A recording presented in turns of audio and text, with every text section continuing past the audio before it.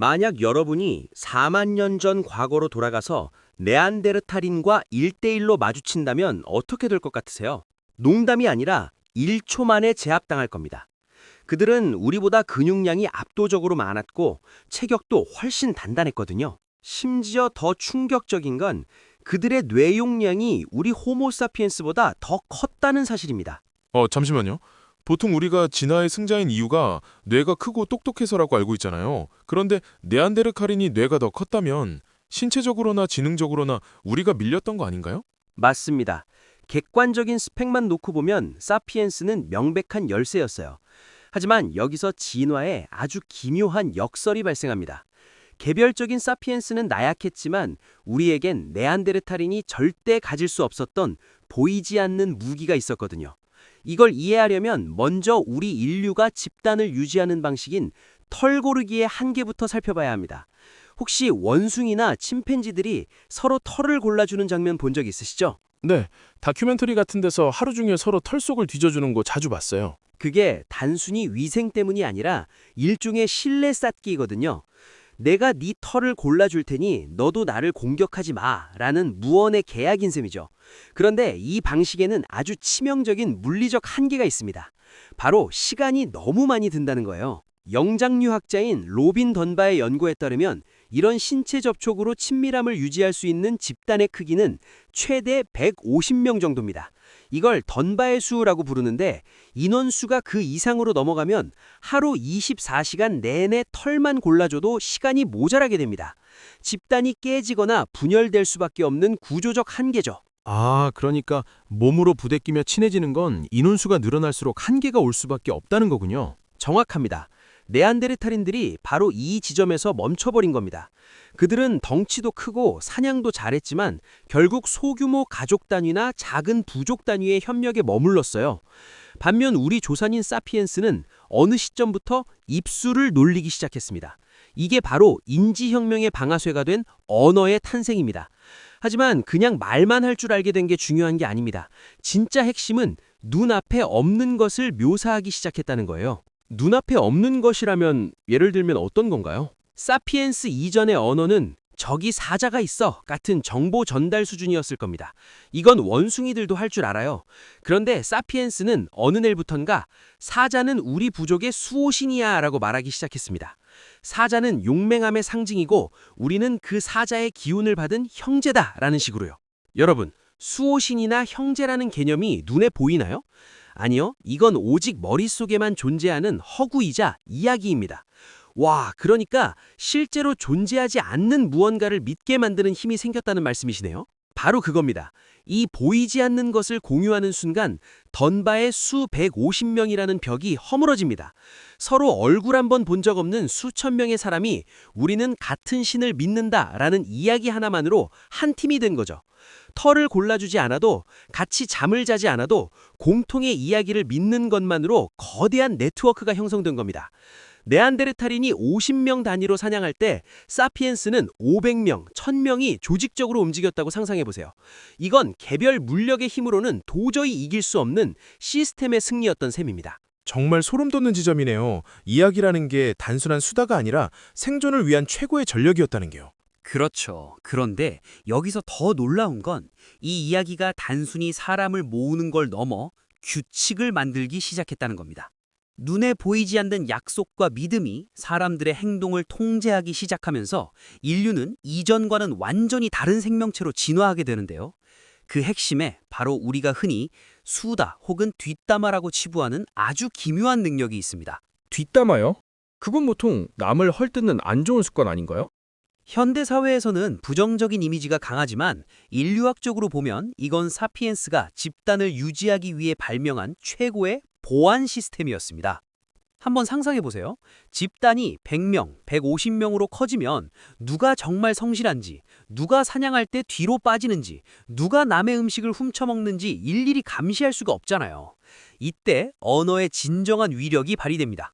어제 보니까 그 친구 사자 나타났을 때 제일 먼저 도망가더라 라든지 저 사람은 자기가 잡은 고기를 항상 공평하게 나눠주더라 같은 정보를 공유하는 거죠.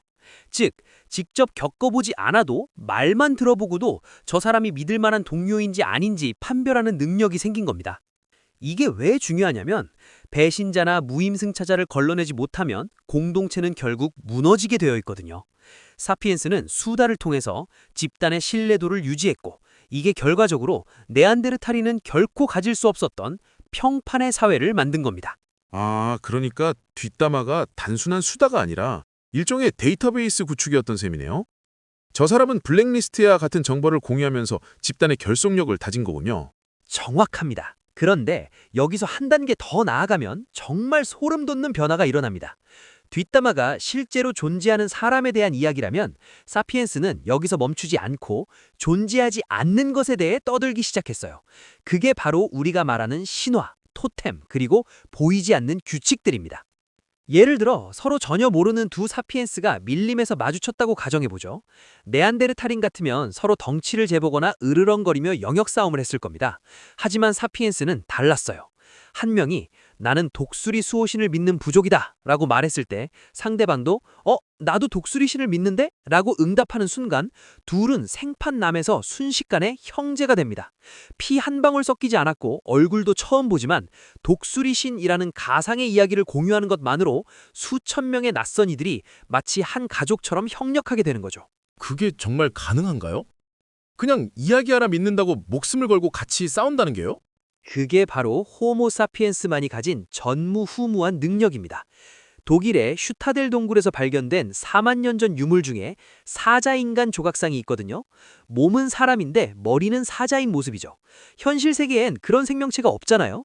이건 당시 사피엔스들이 눈에 보이지 않는 허구를 상상하고 그걸 집단 전체가 공통으로 믿었다는 강력한 증거입니다.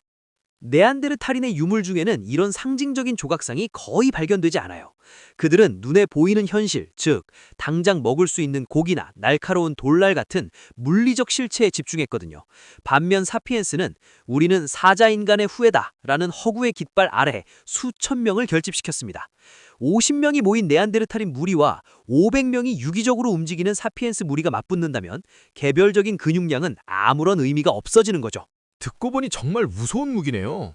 보이지 않는 믿음이 수만 명을 하나로 묶는 접착제 역할을 했다는 거잖아요. 맞습니다. 그리고 이 공유된 믿음은 인류에게 유연한 위계 질서라는 또 하나의 엄청난 선물을 줍니다. 보통 동물들의 세계에서 서열은 힘의 논리잖아요. 제일 힘센 놈이 우두머리가 되고 그 놈이 늙으면 다음 힘센 놈이 물려받는 식이죠. 네안데르탈인도 아마 이런 물리적 위계에서 크게 벗어나지 못했을 겁니다. 하지만 사피엔스는 역할과 직책이라는 개념을 만들어냈습니다. 저 사람은 나보다 힘은 약하지만 신과 소통하는 제사장이야, 혹은 저 사람은 사냥 전략을 짜는 현자야 라는 이야기를 만들고 그걸 모두가 믿기로 약속한 겁니다. 이렇게 되면 힘이 세다고 무조건 리더가 되는 게 아니라 공동체의 목표에 가장 적합한 구조를 설계할 수 있게 됩니다. 전쟁할 때는 지략가를 따르고 평화로울 때는 분쟁을 조정하는 장로를 따르는 식으로요. 이런 보이지 않는 질서 덕분에 사피엔스는 상황에 따라 아주 유연하게 대규모 인원을 통제할 수 있었습니다. 와, 그러니까 사회적 시스템이라는 것도 결국 우리가 만든 이야기의 연장선상에 있는 거군요. 그렇죠. 사실 현대사회의 국가나 법인, 화폐 같은 개념도 본질적으로는 사피엔스의 조상들이 동굴 속에서 나누던 이야기와 다르지 않습니다. 종이 쪼가리에 불과한 지폐가 가치가 있다고 수억 명이 믿으니까 경제가 돌아가는 것처럼요. 사피엔스는 이 허구를 믿는 능력을 통해 생물학적 한계를 뛰어넘어버린 겁니다. 그런데 여기서 우리가 꼭 짚고 넘어가야 할 사실이 하나 더 있습니다. 언어가 발달하고 집단이 커지면서 인류는 단순히 협력만 잘하게 된 게 아니거든요. 이 보이지 않는 힘은 인류의 뇌구조 자체를 근본적으로 뒤흔들어 넣기 시작했습니다. 사실 언어가 정보를 전달하고 신화를 만드는 도구가 되면서 우리 조상들은 이전과는 비교도 할 수 없을 만큼 복잡한 생존 게임을 시작하게 된 건데요. 이 게임의 핵심은 바로 내가 본 것과 남이 말하는 것 사이의 간극을 파악하는 거였습니다. 그러니까 이게 단순히 저기 사자가 있다는 사실을 전달하는 수준이 아니었던 거예요. 저 사람은 나한테 사자가 있다고 거짓말을 해서 내 사냥감을 가로채려는 걸까?